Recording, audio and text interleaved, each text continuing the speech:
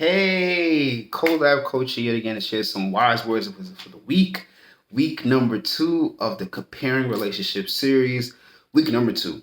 Now, week 2 means we're going to get a little bit deeper, but we're going to be talking about things that might change your perspective. So, without any further delay, the question/thought I have for you this week is, why do you compare your relationships? Why do you compare relationships? Now, last week we talked about what comparison does, and what's the purpose of comparison. It can happen. It could literally happen because we're human. We compare. We see things that we like and we wish we had it, or we currently have it, which is okay. But it becomes dangerous when you start to equate everything to the comparison, especially when you are just focusing on the big scheme, the relationship, rather than individuals. But I talked about that last week. So this week, we're going to be talking about, why do you do it? Why do you do it? Now, everybody's reasoning is different. Everybody's ideas are different. Everybody's perspective is different. You can't put your feelings in a box. You can't put the feelings of other people's other people's in a box. You have to think about you. Yeah, you may see your friend doing the same thing. Yeah, you may see your family members doing the same thing. Yeah, you may think that it's okay because of how you grew up. But let's dig deeper. Let's go a little bit deeper. Now, let's think about this. Are you satisfied? That's the question you should ask yourself. Other than why you do it, but are you satisfied? When you're satisfied with something, you don't compare. You're just basking in the moment of your satisfaction. Satisfaction. I probably pronounced it wrong. And you are basking in that moment of bliss, of happiness, and you are not comparing. That is where true relationships are about. You should be satisfied in your relationship. I'm not saying that your relationship should be perfect. I'm not saying your relationship should be everything that you hope for and more, because it does take work. You building a foundation. You may have to tear some things down and build things up just to make sure the foundation is strong. But satisfaction. Are you satisfied? Are you satisfied currently in your relationship? If you're not, that's when the comparisons tend to manifest themselves. Oh, I wish my relationship was like hers. Or I wish my relationship was like his. I wish my significant other did this for me. I wish my significant other treated me like this. Because you start to compare, you can tell you're not satisfied. And if you see that you're not satisfied, I promise you, unless your significant other is oblivious, they're going to see that you're not satisfied either. Maybe the way that you start talking to them, maybe the way that you start treating them, maybe the way that you start to react to certain things, that maybe you're quick to anger now, maybe you're resentful, and things of that nature. But I want you to focus on your moment of clarity. Do you want to continue in this relationship? If you do, comparison is not going to help you. Now, I'm not going to say that it's not the worst thing in the world. I'm not saying that it's not the best thing in the world. What I am saying is that comparison should not be your first option initially. Talking about it with your significant other should be the initial reaction. Okay, I'm not satisfied in this relationship because you are working too much. Maybe you are spending too much time away from the household. Maybe you're not devoting the time that you used to me. Maybe you're not willing to spend quality time with me. Maybe you're not feeding my love languages. Maybe you're not showing me some type of affection. These are things that start conversations in the right direction. Now, if you are just saying that you're not satisfied and that's it, and you're willing to leave the relationship, that's on you. That's completely your choice and what you decided to do. But I'm saying that comparison should not be the end all be all to your relationship. Yes, you can talk to the individuals in that relationship that you comparing to and seeing, hey, what did you guys do in this situation? What did you guys do in that situation? How did you feel in this situation? And how did you decide to have a conversation about it? Those are great conversation starters as well. But the first person you should have that conversation with is your significant other.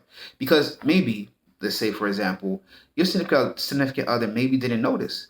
Maybe they were too focused on what they're trying to do, what they're trying to accomplish. Maybe they're too focused on things that are distracting them, maybe family issues, things of that nature. And they maybe have not taken notice to that. You can't say something is over without giving that person a chance to reconcile it. Not to say that maybe it's something extreme as in cheating or stepping out of the relationship or things of that nature, emotionally cheating, whatever it may be. Not to say that it's that and you should just automatically forgive that person. But what I'm saying is that if it's something that is reconcilable, such as, as I said, talking about how you feel, expressing how you feel, spending time with each other.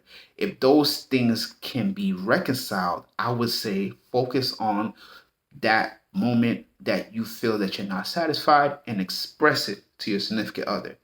Why you compare is something that you can only answer.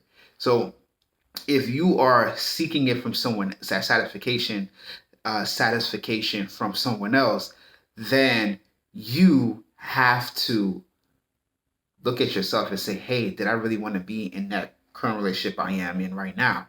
Did I really care about that significant other? Because if it's so easy for you to step out, if it's so easy for you to leave, if it's so easy for you to end, then what was the purpose of you starting it in the first place? Again, as I said, this is not the case for people who have been cheated on, maybe abused physically, emotionally. I'm not saying it for that, but for the people who are so quick to compare their relationships and because they're not getting what they see, then they're quick to end it. You have to look at yourself. Is this really what you wanted? Because, yeah, it could look nice. Yeah, you could post it on social media.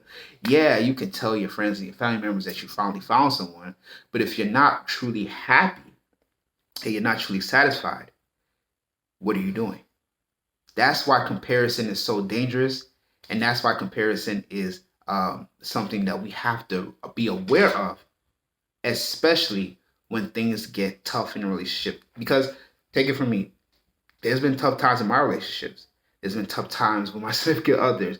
There's been things that I've fallen short of, she's fallen short of.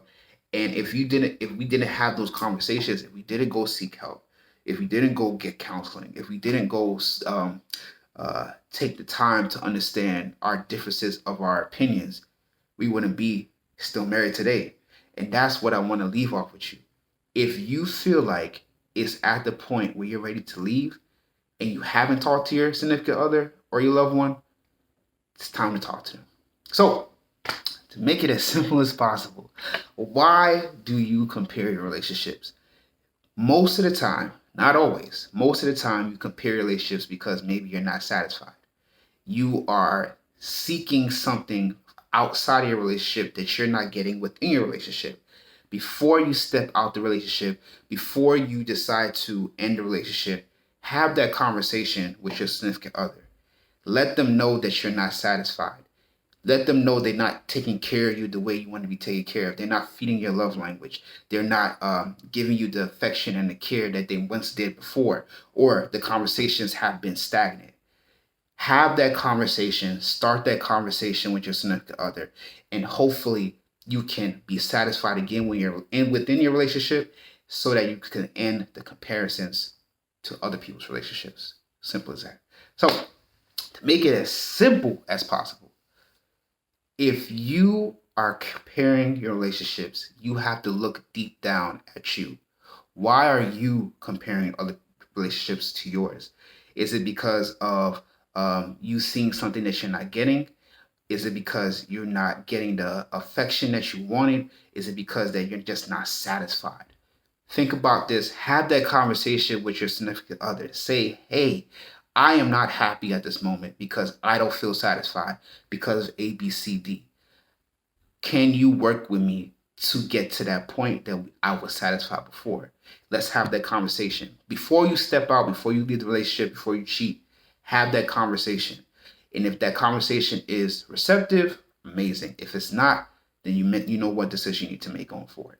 Simple as that. So, Facebook Collab Coaching, Instagram Collab Coaching. All my series and my videos are on YouTube, COLAB Coaching. If you are ready for coaching, if you're ready to have that free 15-minute conversation with me, go to my website, yourcollabcoach.com, fill out that free relationship checklist, and also sign up for that free 15-minute coaching session to see if we're a good fit for each other.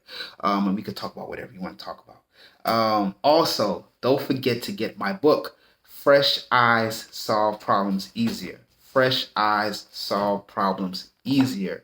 Amazing book that I wrote. It's on Barnes & Noble's, Amazon, Dorrance Publishing. It's also on Lantern Audio and all audio websites you go to, Audible, things of that nature. Leave a review. Tell me what you think. Also, share this with anyone that you feel like needs to start that self-love project, and you know that this is the first step to their recovery and their journey. So, thank you so much for listening and watching. Have a wonderful day and be safe out there. Bye.